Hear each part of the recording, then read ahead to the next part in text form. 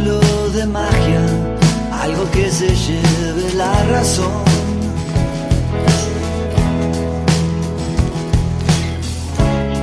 Sos el viento. Bienvenidos, bienvenidas, amigos y amigas. Yo soy José Luis. Bienvenidos a un nuevo video. Hoy vamos a indagar en historia. Hoy vamos a hablar de un personaje de la misma. Hoy vamos a hablar sobre Porfirio Díaz. ¿Héroe o villano? ¿Por qué muchos lo consideran un villano en la historia y muy pocos lo consideran un héroe en la historia? Mientras que a Madero lo consideran un héroe totalmente. Y quizás él es el villano. ¿Quién sabe? Vamos a indagar ahorita mientras caminamos, mientras andamos en estos lugares hermosos de León, Guanajuato. Vamos a indagar en la historia y hablar sobre quién es más héroe, Díaz o Madero. Porfirio Díaz o Madero. Bienvenidos a un nuevo video. ¿Qué te parece si comenzamos a hablar de Madero, va? Y ya terminamos con Porfirio Díaz y ya al final damos una conclusión. ¿Quién fue héroe? ¿Quién fue villano? O no sé. Así que cada quien comenten en sus casitas, comenten Díaz, un villano o un héroe, Madero, un villano o un héroe, ¿vale? Pero vamos a comenzar con Madero, ¿sale? Y que estos caminos nos lleven y la historia nos lleven a donde nos tengan que llevar y a ver qué nos depara el nuevo video de hoy, ¿vale? Entonces, ¿qué opinas de Madero? A ver, échale mi chavo, échale. Comenzamos. Francisco y Madero. El ingenuo, megalómano, narcisista, convencido de que era el salvador de México, que derivado de sus megalomanías narcisistas destruyó 35 años de progreso, él es el bueno. Porque Francisco Madero, hay una pregunta que nadie me ha sabido contestar en serio. ¿Qué hizo por México Francisco Ignacio Madero?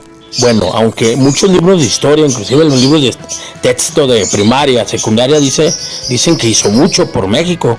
Pero no sé, tú dime, ¿qué hizo? Nada.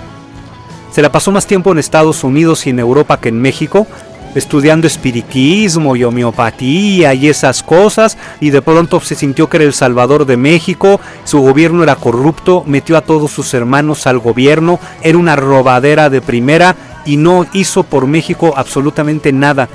¿Pero qué no se supone que es el apóstol de la democracia? Sufragio efectivo, no reelección. Eso es como decir que José es el príncipe de la canción, güey. Le pusimos el título y ya. Ahora, si no fuera por Madero, la Revolución Mexicana no hubiera sido como la historia lo muestra, ¿o no? ¿Por qué es el apóstol de la democracia? Finalmente Madero da un golpe de estado y quita a Porfirio Díaz, y lo que no nos cuentan, con dinero gringo, órdenes gringas, organización y financiamiento gringo. La Revolución Mexicana de Madero es un derrocamiento organizado por Estados Unidos. Francisco Madero fue el tonto útil de los gringos que les ayudó a derrocar a Porfirio Díaz. Entonces, por lo que entiendo, aquí el villano es Madero y no Porfirio Díaz. Digo, ahorita que empieza a hablar de Díaz, ya al final comparamos, pero creo que el villano ahorita de la historia es Madero. Porfirio Díaz tuvo que haber sido inteligente y no lo fue. Y tuvo que haber sido del poder en 1910. No lo hizo. Si se hubiera ido en 1910, hoy sería héroe. Y se quedó, ni hablar. Pero eso no quita lo que hizo por México durante 35 años de presidente y otros tantos años como militar. Sí, de hecho, Porfirio Díaz como militar fue un éxito. Logró con su ejército, logró ganar tanto la segunda como la tercera intervención francesa. Le ganó a los franceses, nada más que a los franceses, imagínate nada más. Porfirio Díaz fue sin duda uno de los hombres de los mexicanos que más servicios dio a la patria mexicana a lo largo del siglo XIX. Y recordémoslo brevísimamente, este Porfirio Díaz, que nace 16 de septiembre de 1830. Es curioso, un Porfirio Díaz que la historia nos lo ha puesto prácticamente como la antítesis de Juárez, como el antagonista de Juárez, como el Juárez, cuando son básicamente lo mismo. Recordemos, ambos indígenas, ambos oaxaqueños, ambos del Partido Liberal, ambos masones, ambos educados en el Instituto de Ciencias y Artes, ambos parte del Partido Liberal, ambos luchando contra Santana, ambos luchando contra Maximiliano.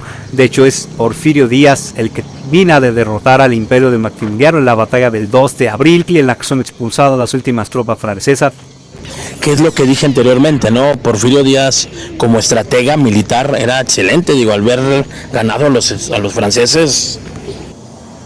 Es Porfirio Díaz el que le entrega la Ciudad de México a Benito Juárez después de la derrota del imperio de Maximiliano, y cuando en ese momento todo el mundo le dice a Porfirio Díaz, ya quédate tú con la presidencia, estamos hablando de 1867, él dice no, porque para quedarme con la presidencia tendría que enfrentarme a Benito Juárez y a otros militares, y sería ir en contra de mi propio idealismo liberal. Es lo que diría Porfirio Díaz, porque él, siendo liberal, no puede ir en contra de sus propios compañeros. Aparte que ya había madurado mucho como persona, como militar, como político, ¿no crees? Tenía 37 años de edad, y bueno, le entrega la ciudad a Benito Juárez, ira del ejército, pero estás hablando de un hombre que hizo 32 batallas por México contra el imperio de Maximiliano, y que luego en la famosísima presidencia de 1876 a 1911, pues recordemos, siempre vale la pena recordar, es el hombre que pagó la deuda externa que empezó con Guadalupe Victoria, primer gobierno de México, ahí empezó la deuda externa, se paga con Porfirio Díaz, tenemos pleito internacional, reconocimiento mundial, nos adherimos a todas las instituciones internacionales de entonces, desde el sistema métrico decimal hasta el sistema postal, ¿no? Es el hombre que trae a México plantas hidroeléctricas, siderúrgicas, altos hornos, telégrafo, teléfono, 36,000 kilómetros de vías férreas. Es decir, Porfirio Díaz es la revolución industrial de México. Ah, sí, pero con Porfirio Díaz había pobreza, sí. Y con Juárez, y con Manuel López Obrador, y con Claudia Sheinbaum, y con todo el mundo hay pobreza. Eso no tiene nada que ver con Porfirio Díaz, eso tiene que ver más con la naturaleza humana.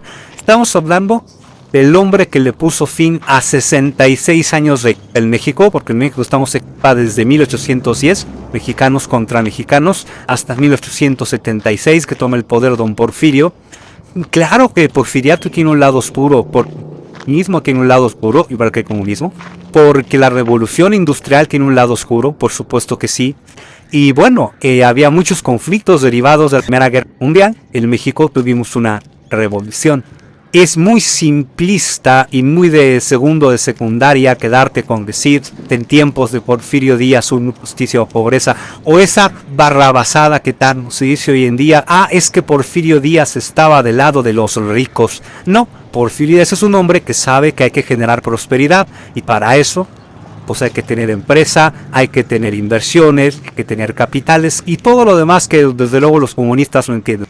Y sobre todo los marxistas.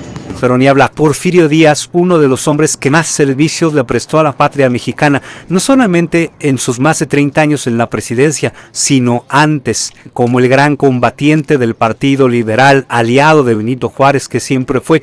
Lo curioso es que como en México somos autodestructivos, nos encanta decir que Porfirio Díaz trajo 30 años de paz, orden, progreso y revolución industrial, es el malo de la historia, y que Francisco Madero, el hombre que con aspiraciones mesiánicas fue al pueblo a levantarse en armas y destruyó todo eso, es el bueno de la historia. If you're reading this now, odds are I've already left town.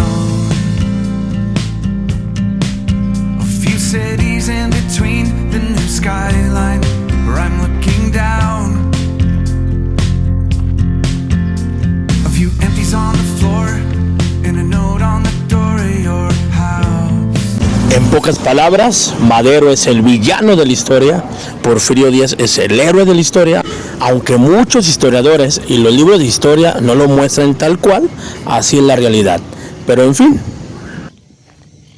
hasta aquí dejamos este video, nos vemos, espero que les haya interesado la información y que les sirva en un futuro.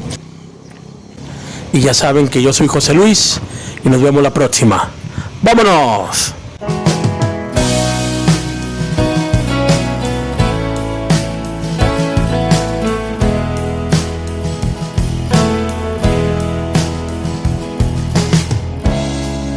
Un círculo de magia, algo que se lleve la razón.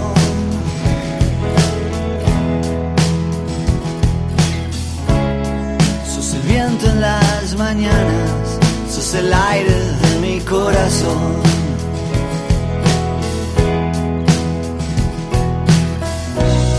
A jugársela una vez y ya, a saltar sin red de contención.